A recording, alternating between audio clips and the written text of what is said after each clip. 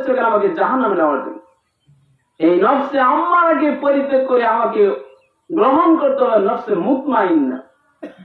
ইয়া আইয়াতুহান নাফসুল মুতমাইন্না ইরজিই ইলা রাব্বিকা রাদিয়াতাম মারদিয়া ফাদখুলি ফি ইবাদি ওয়াদখুলি জান্নাতি। আল্লাহ রাব্বুল আলামিন একমাত্র পরিশুদ্ধ আত্মাওয়ালা, পরিশুদ্ধ আত্মাওয়ালাদের জন্য জান্নাতের ব্যবস্থা করে রাখছেন।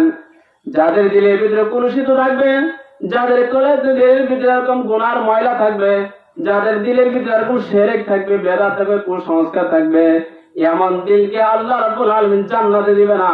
ওটার জন্য আল্লাহ তাআলা জাহান্নামের আগুন প্রস্তুত করে রাখছেন। আরে আল্লাহর বান্দা, আপনি একটা লোহা ধরাতে, আপনি একটু কুড়াল বানাতে চান, একটা লোহা ধরাতে একটা কাঁচি বানাতে চান, একটা দাও বানাতে চান, আপনি একটা বটি বানাতে চান, আপনি কামারের দোকানে নিয়ে যান, কামার এটাকে হাঁপড়ের নিচে দেয়, কয়লা দেয়, আগুন লাগায়, লাল টকটকে করে রডের উপর রাখিয়া পিটানি দেয়। ওই পিটানি দেওয়ার পরে জঙ্গলে ছেড়ে যায়, এরপর আবার পুরো পানির ভিতরে দিয়ে আবার দ্বিতীয়বার পোড়া দেয়। ঠিক কিনা বলেন? প্রথমবার পোড়া দিচ্ছে কেন? জংকে দূর করার জন্য। দ্বিতীয়বার পোড়া দিতেছে হলে সেটাকে কোনো কিছু বস্তু বানানোর জন্য।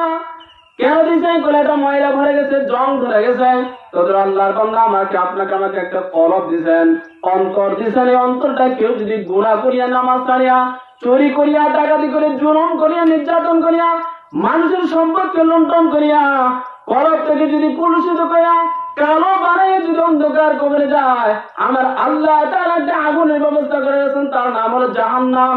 আল্লাহ তাআলা এক শ্রেণী কামারকে রাখছেন, তাদের নাম হলো জাহান্নামের ফেরেশতা।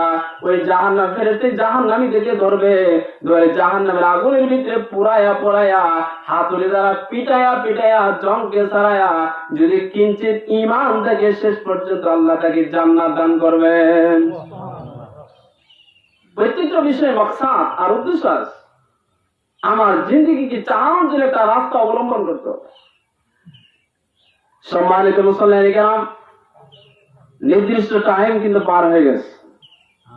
আমাদের পূর্ব ঘোষিত 8টা, আমাদের যে টাইম ছিল 8:07 বেজে গেছে। এখন পর্যন্ত আমরা অর্ধেক মুসল্লি উপস্থিত হয়নি। গত ঈদে যা ছিলাম, এখন আমরা অর্ধেক উপস্থিত হয়ে সারিনি। যারা রাস্তাঘাটে আছে, মনে হইতে সময় আজকে আমাদের ঈদের নামাজ পড়ার নিয়ত নাই। আর বাড়িতে যারা আছেন তাদের তো দাঁড়ালেনি। অল্প সময়ের মধ্যে ইনশাআল্লাহ আমরা নামাজে দাঁড়াই যাব। যারা রাস্তায় আছি, আমরা দেরি না করে দ্রুত গতিতে একটু কদম ফেলে